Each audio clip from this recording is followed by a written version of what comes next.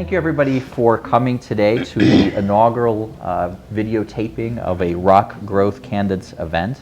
And for our very first guests, we think we picked an excellent duo of entrepreneurs here in Rochester. Rich Rund and Dan Welch are the co-founders of CaterTrax, which now has about 75 people working for them here. It officially started 10 years ago, but we're going to hear the story of how it really started and was rooted in something much longer ago.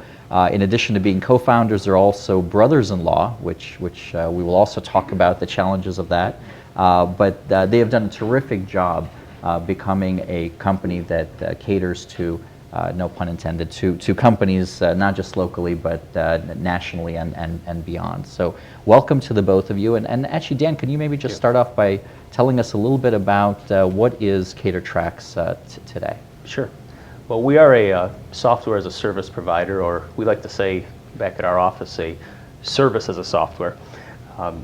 We provide a platform technology, a platform website.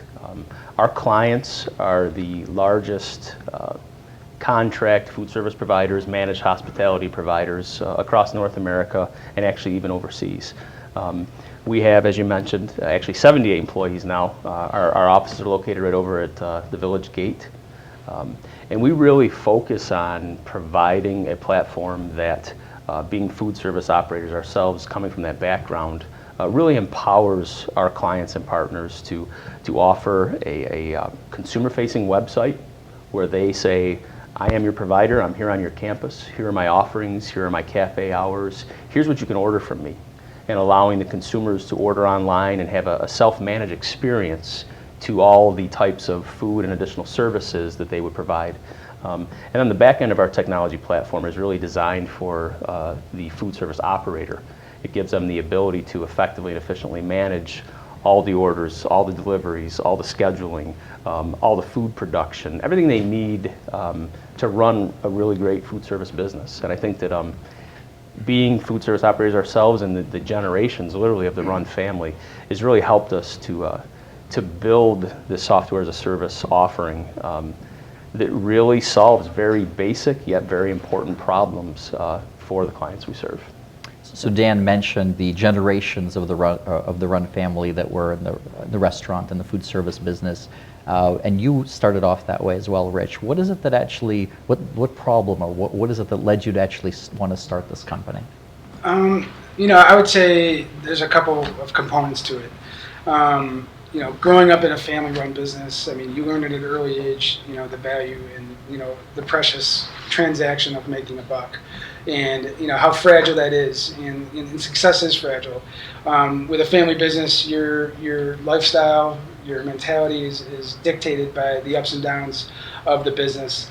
So I think we really looked at, when we started to think about the idea of building a technology, it wasn't so much about the vision that we're going to go and build a technology company. It was, we needed to solve an immediate basic problem, of which some of it was a time equation. It's really about efficiency. In the restaurant business specifically, you've got a very changing landscape with trends and styles.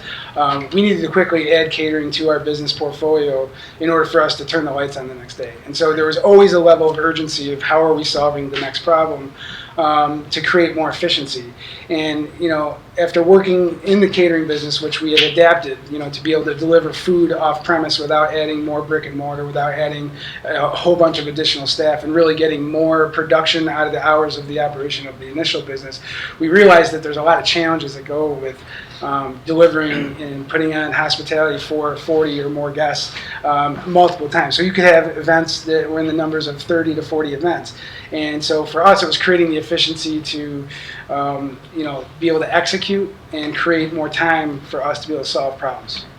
And you mentioned when we were talking a little bit earlier this phrase of embrace your laziness, and that some of this goes back to the discussions you were having with your father about the way he was kind of running things versus the way you wanted to. Can you talk a little bit more about this idea of embracing your laziness? Yeah, I mean, it's kind of it's a play on efficiency for me, and it was looking at why are you always doing things the hard way? Whether it was adding up our production sheets for a weekend. We talked about, putting out 35 catering jobs. Well, you needed to know how much, chicken to order, how much chef salad did you need to prepare, macaroni salad, and, the painstaking change request process, because, a catering event isn't just a static, call up like takeout, I need, a pizza here, within a half hour. Catering is into the future. Your predictions are only as good as the guest counts that you're able to get at that time, but you're dependent on a huge amount of variable components in the success of that. And that was where the daunting task of making sure that you've accounted for all these change requests so that your production added up properly really came into play. So he would be there, adding these things up. I'm like, Dad, there's an Excel spreadsheet. What just took you 3 hours, I can do in 3 clicks. And, it was selling those ideas and him realizing and coming to the conclusion that this is a better way to do business.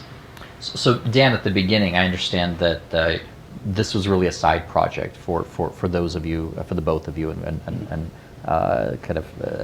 and during the day you were actually still working within the restaurant catering business. Tell us a little bit about those early days. What is it that how did you manage to do this, and at what point did you kind of break away as a separate business? I think the turning point for us is we were servicing the ExxonMobil facility out in Macedon, and we had the contract to provide the cafeteria services. And we had built, I started early on when Rich was still in college, working with his father on, I was pretty good at knowing, we just served all these catering jobs, how do we bill and how do we get paid for these things? So we put together a little system to do that. And then as Rich came back from school and re-engaged, and he quickly added to the reality of, hey, that's great, Dan, you can put a bill out there, but I'm the one that has to manage the operation to prepare these 40 jobs we just billed for. How do we get better at that? And I think that what ended up happening for us is what we built and continued to build and sort of morph as we were using it in the ExxonMobil operation. They came back to us one day and said, hey, a new rule here, no more third-party software at all anywhere on our network. And we said, geez, we just built this little tool to do this. That was the genesis of making it web-based. And I think that's when we realized, and building, continuing to build and sort of massage the tool for our internal use, we said, geez, if this has helped us run our business better, is there an opportunity that we can then say, it's now time to see if we can sell this or actually make the business model more about how we can leverage the software we wrote for ourselves to help other people run better businesses. And we went for a long time where Rich and myself, his father, all of us, whether it was catering, at times we were working 2 and 3 jobs, always doing this on the side, always getting it, trying to keep that vision alive. I mean, we'd be meeting at 6 in the morning till 8. You'd have to go work your day job. We'd have to go work our day job, and then it was okay. Can you get here by 6 o'clock to continue working on, the plan for the, whether it was a business plan or how we're going to continue to grow the footprint. But honestly, to Dan's point, we didn't start out with this vision of we're going to go create a software as a service company. It really wasn't about that. It was about how do we, build repeatable processes into our catering business so that literally I can go home and spend time with my family at 4 o'clock instead of being here till 8 o'clock. And by the way, reduce the number of mistakes, because if we miscalculated and we end up with a room full of bread, hot dog buns, call it whatever, well, that's money coming out of my pocket. That's ours. Those are things that were not going to come back to us. If we ran out of iceberg lettuce because we didn't calculate the changes properly, now I'm running up to Wegmans and paying retail pricing for something I should be getting from my produce vendor for a third less of the cost. So those are the lessons that we looked at and said, there's got to be an easier way. And leveraging what Dan had brought from an accounting system to then create a relational database to really be able to calculate the amount of food. Here's the invoice, but if that invoice represents what we called the famous buffet at the time, and that was big chicken, big ziti, salt, potato, sausage, chef salad, crab salad, we knew the food formulas for what it was to put out one serving. So if it's 0.25 pounds per person, and that would translate what was sold for 40. We have all the data points to do all the extrapolation to give us the data that we need to now manage the production. And so when we saw those realities, it was like, holy smokes, this is way easier. And so I think from that point, we started to realize that there's really nothing like this out there. There's got to be other people that might be able to see value from this. And so, we did go through a transition at one point where we had built it in software. And it was like this most deflating, depressing feeling because you're like, I've got it perfectly the way I want it right now in terms of the technology working for us. And now it's like we have to go basically start at the bottom again because we know that web-based is the way that we need to be. And so now it's, I didn't have the skill set. I wasn't a developer. I went to school for, flipping omelets and that kind of thing, hospitality. No offense to that, but I mean, that my focal point wasn't solving problems. I took technology classes. I didn't do real well. In fact, I got a 0.0 on my introduction to programming. Literally, it's on the transcript. And I use it today to kind of soften some messaging in our own development team in terms of driving the real purpose of why are we building this technology? It really has to be useful because innovation's great, but if it's not useful, I can't really, bring that back to, and show the caterer that this is going to make their life better. And that is our mission. We've identified that. So I think it's just, as we looked at how do we get out there in front of people, we built a website, CaterTrax.com. It was a pretty good looking website. There was nothing else like it in the marketplace. And within 4 days, we got our first lead. And literally the first lead phone call that comes in, it's, hey, this is Tom Ward. I'm with Atlanta Bread. And I'm like, holy crap, guys, Atlanta Bread's on the phone. This is unbelievable.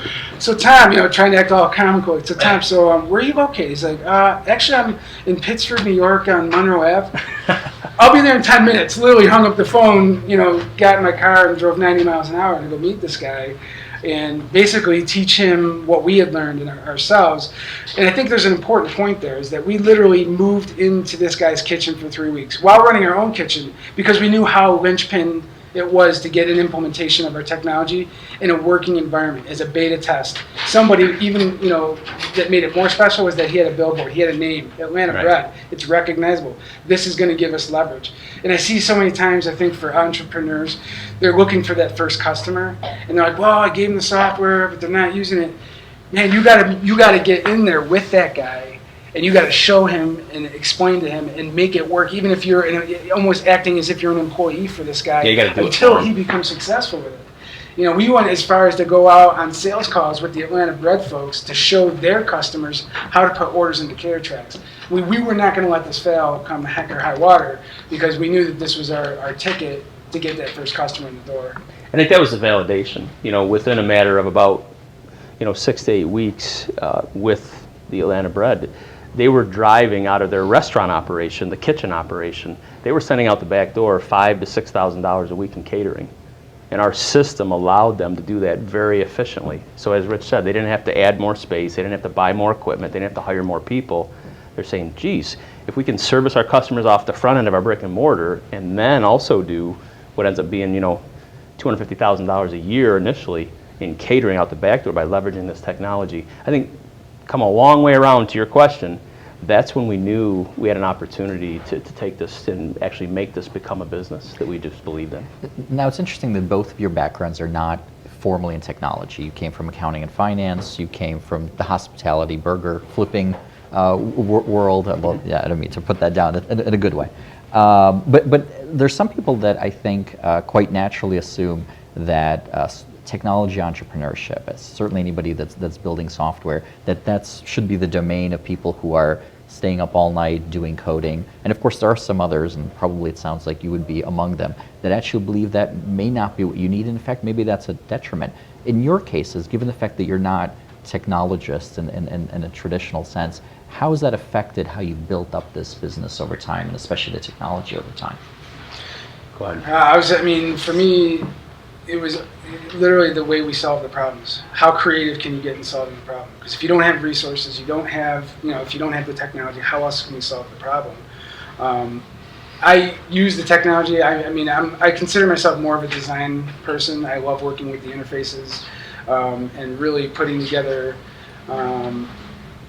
understandable information to the audience that we're trying to serve it to. So I could put together a kitchen sheet that would make very logical sense to any KM kitchen manager that's looking at this to go, oh, this is exactly the information the way I need it. And it was, I guess, more of a curiosity of just in a real burn and a desire to solve that problem because of what it meant to us. And I think coming from a family, operated background, it was more than, I want to solve this for my job. in a sense, relied on. I mean, you want to support the family. We have to do this. It's like, I can't just, it's not working out, so I guess I'll go take a job up the street, because there's in our family, I mean, there's a compelling need to help each other out. And these problems just keep coming at you fast and furious. So I think it's really about twisting the Rubik's Cube to understand which ways can we solve the problem. Technology is only a means to the end. And again, innovation is great, but if it's not useful, it's going to be difficult to solve on just innovation alone. So if technology, Dan, hasn't been or wasn't the biggest challenge or the biggest focus, what has been kind of the key? What have been really some of the key lessons learned along the way in terms of what did help you to achieve success? I think it sort of dovetails into the technology question, or that concept. Is we have a deep respect for our technology team and what they do for us today, but we always have approached it, and we work hard even to this day to continue to approach it, of asking our clients, talking with our partners, talking with the people that actually buy from us and pay our bills, to say, help us understand the problem you're trying to solve. Because too many times, if you let the technology approach do the leading on it, you may have built this wonderful, very unique, complex system that you would get applaud for from a code review, but if it didn't solve the basic, what ends up being many times is just a very basic problem out there, you've missed the mark. And I think that's one of the things that's been a key to our success, and one of the items we spend a lot of time with, even today, with our technology team, and even as Rich drives our innovation roadmap, is saying we could build a whole bunch of very cool things, but what are the items we need to build to solve problems for our clients and partners? And for us today, I think one of the biggest lessons learned is you have to stay very attached to the reality of the world that your clients live in, to understand and hopefully get ahead of the game, understand not only what they're facing as a problem today, but what they're going to be facing tomorrow, and then figuring out how our technology can be developed to help them and position them to solve those problems. In many cases, that's one of our, I'd say criteria of how well we're doing is, can we be ahead of the game so that when a client calls us and says, I just realized on our campuses now, we have a huge proliferation of mobile devices. Can you help us with that? I'm glad you asked, because here's what we've done, here's what we're thinking, here's how it works. Rich says it an awful lot with our team.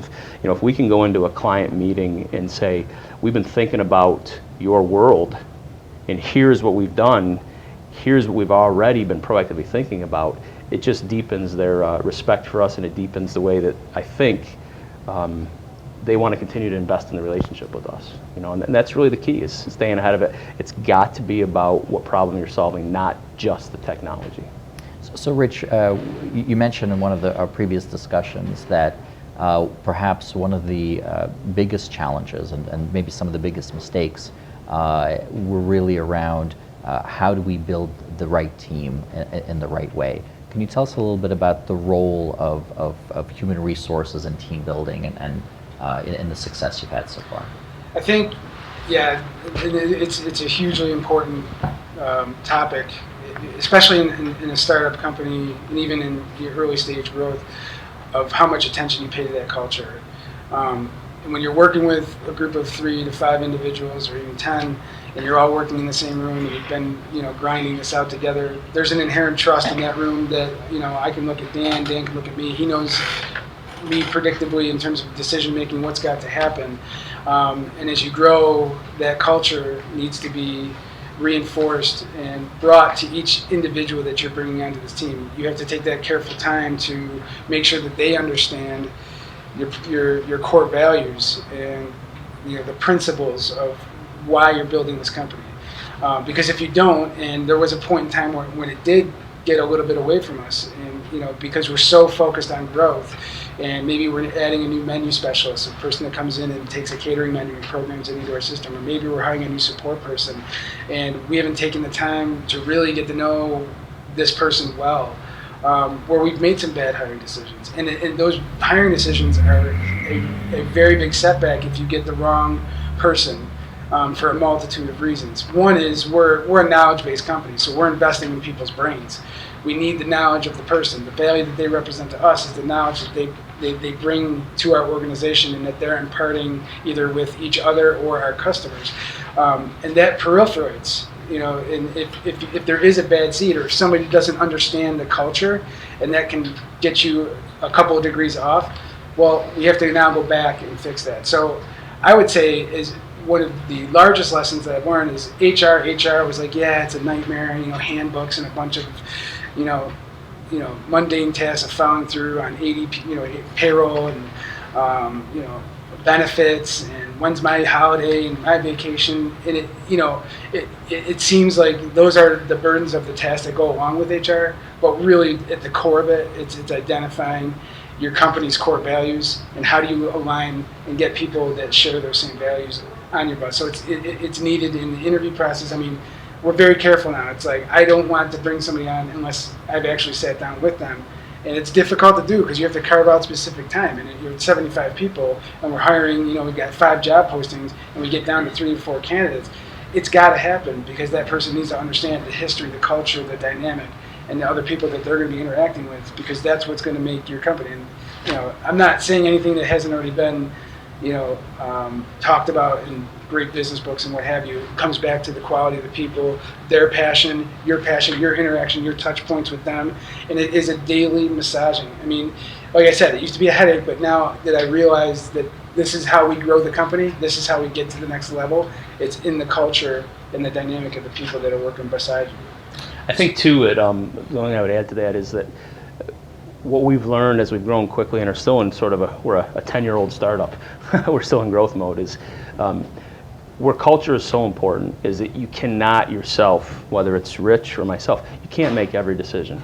You have to entrust, you have to empower people. And if they don't understand your core values and you're asking them to make decisions on your behalf that many times represent hundreds of thousands of dollars worth of payroll resources or client relationships, if they don't understand the core of what ties us together, they could, even if it's inadvertently and they had no intent of creating any problems or they have no malicious intent, if they don't understand what ties us all together, they could be making a decision or going in a direction and shifting resources on our behalf that are leading us away from why we're all together. And I think that's, you know, just to add to what Rich is talking about, our biggest investment, and frankly where we've learned the most and where we're continuing to learn the most, is the value you put on the people you bring onto the team.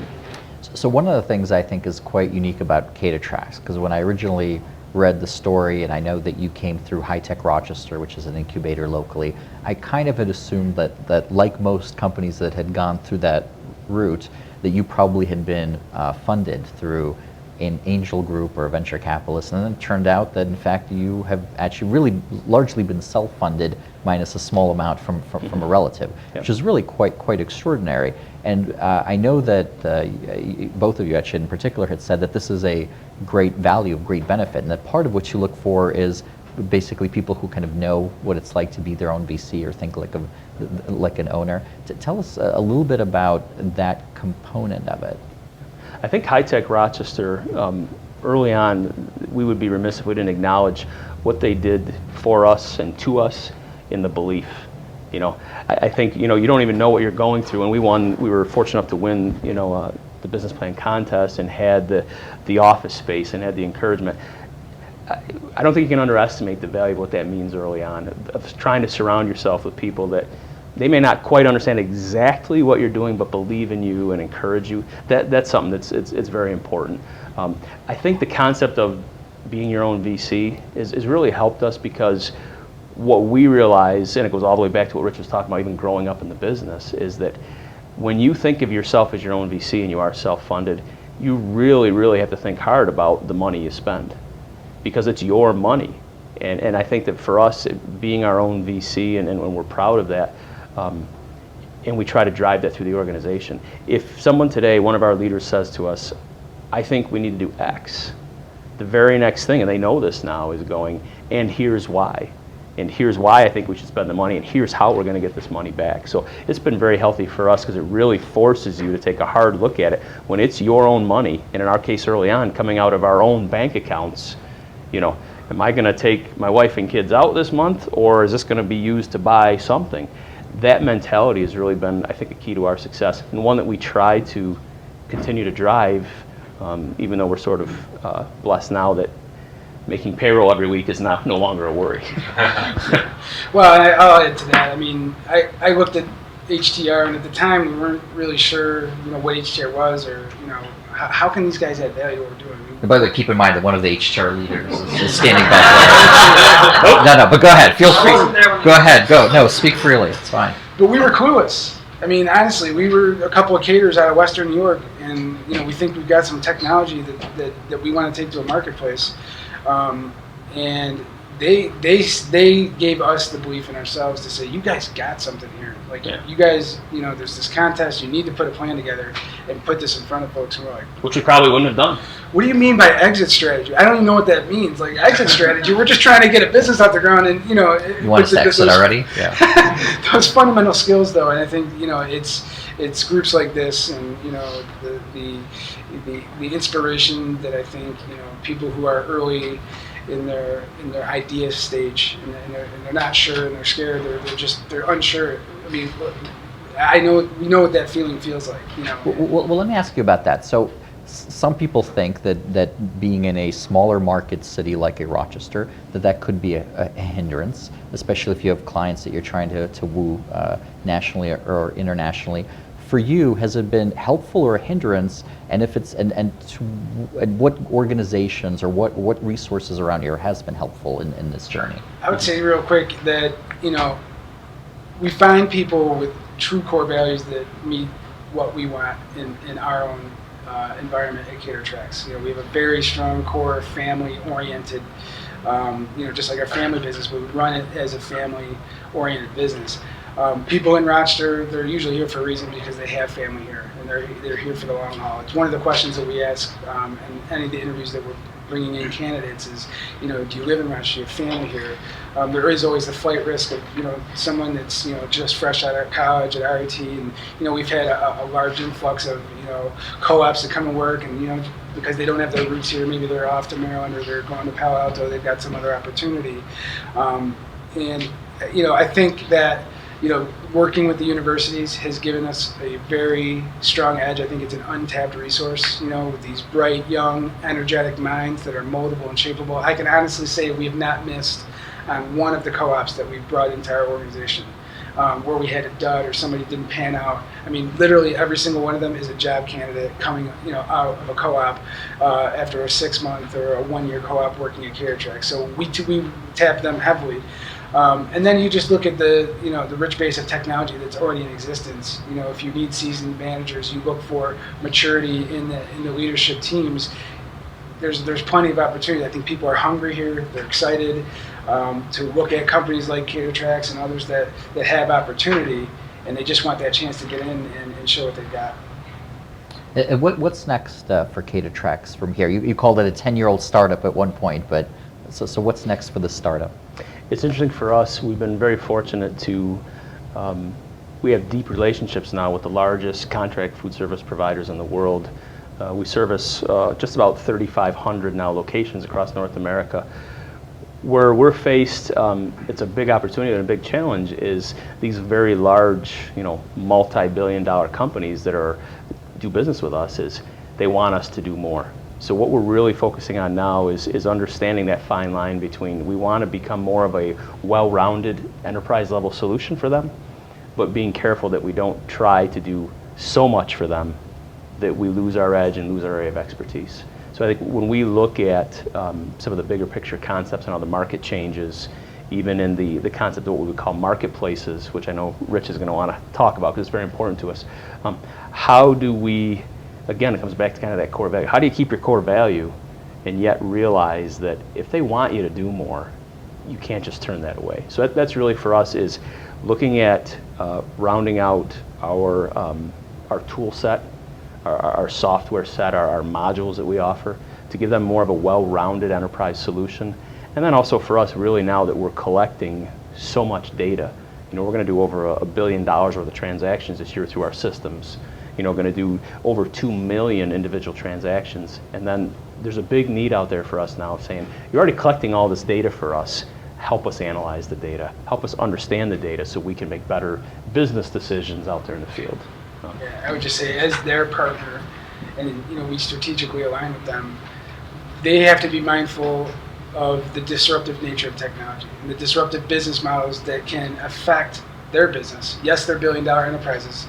Yes, and just for a little bit of clarification, these contractors service colleges, universities, hospitals, Fortune 500 companies. They are the food service providers, creating that hospitality experience at these places. The things that we have in our radar is, where is Grubhub going in terms of disruption to those business models? Where is items like Amazon that has just launched, Amazon Local, which is now offering local options for food service.